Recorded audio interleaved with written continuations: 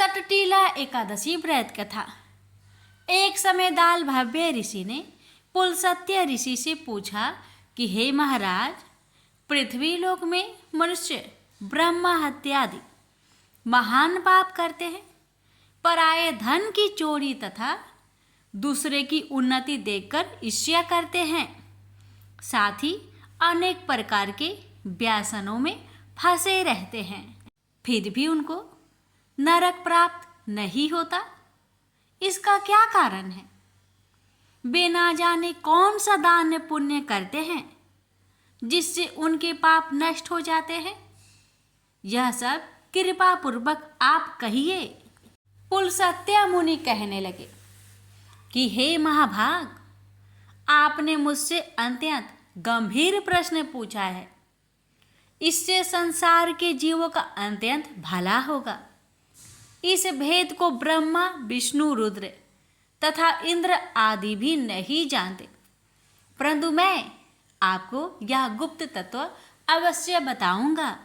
उन्होंने कहा कि माघ मास लगते ही मनुष्य को स्नान आदि करके शुद्ध रहना चाहिए। इंद्रियों को बस में कर काम, क्रोध, लोभ, मोह, अहंकार, ईर्ष्या तथा देश आदि का त्याग कर भगवान का स्मरण करना चाहिए। पुष्य नक्षत्र में गोबर, कपास, तेल मिलाकर उनके कंडे बनाना चाहिए।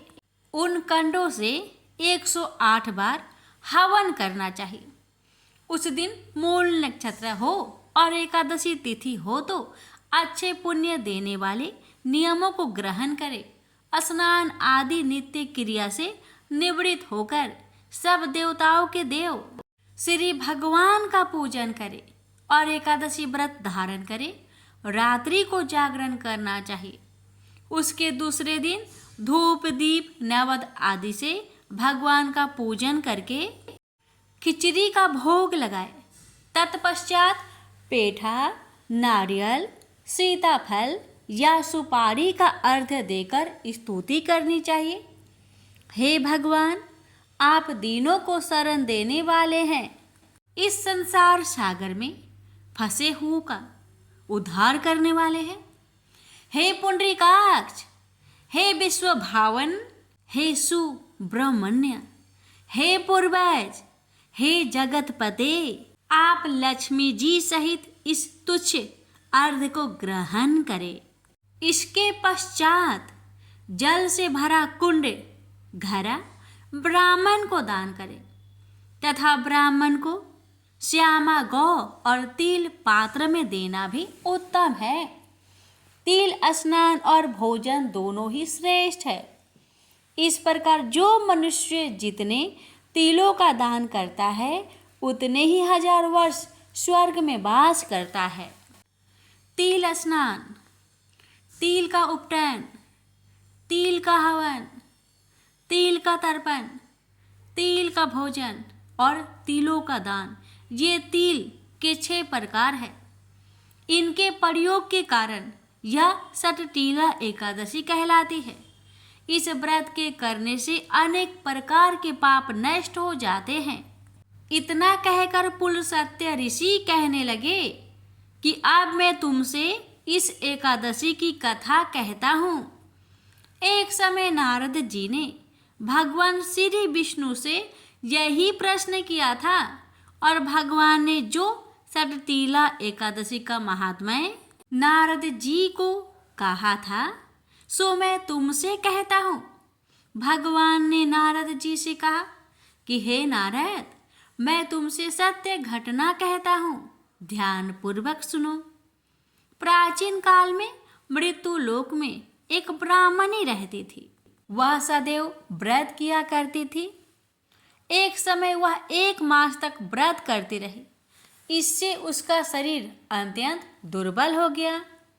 यद्यपि वह अत्यंत बुद्धिमान थी, तथापि उसने कभी देवताओं या ब्राह्मणों के निमित्त अन्न या धन दान नहीं किया था। इससे मैंने सोचा कि ब्राह्मणी ने व्रत आदि से अपना शरीर शुद्ध कर लिया है। अब इसे विष्णु लोक तो मिल ही जाएगा, परंतु इसने कभी अन्न का दान नहीं किया, इससे इसकी तृप्ति होना कठिन है। भगवान ने आगे कहा, ऐसा सोचकर मैं भिखारी के भेष में मृत्युलोक में उस ब्राह्मणी के पास गया और उससे भिक्षा मांगी। वह ब्राह्मणी बोली, महाराज, किस लिए आए हो? मैंने कहा, मुझे भिक्षा चाहिए। इस पर उसने एक मिट्टी का ढेला मेरे भिक्षा पात्र में डाल दिया। मैं उसे ही लेकर स्वर्ग में लौट आया। कुछ समय बाद ब्राह्मणी भी शरीर त्याग कर स्वर्ग में आ गई। उस ब्राह्मणी को मिट्टी का दान करने से स्वर्ग में सुंदर महल मिला, परंतु उसने अपने घर को अन्न आदि सब सामग्रियों से शून्य पाया। यह देखकर ब्राह्मणी घबराकर वह मेरे पास आई और कहने लगी कि भगवान, मैंने अनेक व्रत आदि से आपकी पूजा की, परंतु फिर भी मेरा घर अन्न आदि सब वस्तुओं से शून्य है। इसका क्या कारण है? इस पर मैंने कहा, पहले तुम अपने घर जाओ, देव स्त्रियां आएंगी। पहले उनसे तुम सतटीला एकादशी का पुण्य और विधि सुन लेना, तब द्वार खोलना। मेरे ऐसे वचन को सुनकर वह अपने घर गई और जब देव स्त्रियां आई और द्वार खोलने के लिए कहा तो ब्राह्मणी बोली, आप मुझे देखने आई हैं? तो पहले सतटीला एकादशी का महात्म्य मुझसे कहिए। तब उनमें से एक देव स्त्री कहने लगी, मैं कहती हूँ। जब ब्राह्मणी ने सतटीला एकादशी का महात्म्य सुना तब द्वार खोल दिया। देवंगनाओं ने उसको देखा कि ना तो वह गंधर्वी है और ना असुरी है, वरन पहले जैसी मानुषी है। उस ब्राह्मणी ने उनके कथा अनुसार सतटीला एकादशी का व्रत किया। इसके प्रभाव से वह सुंदर और रूपवती हो गई तथा उसका घर अन्न आदि समस्त सामग्रियों से युक्त हो गया।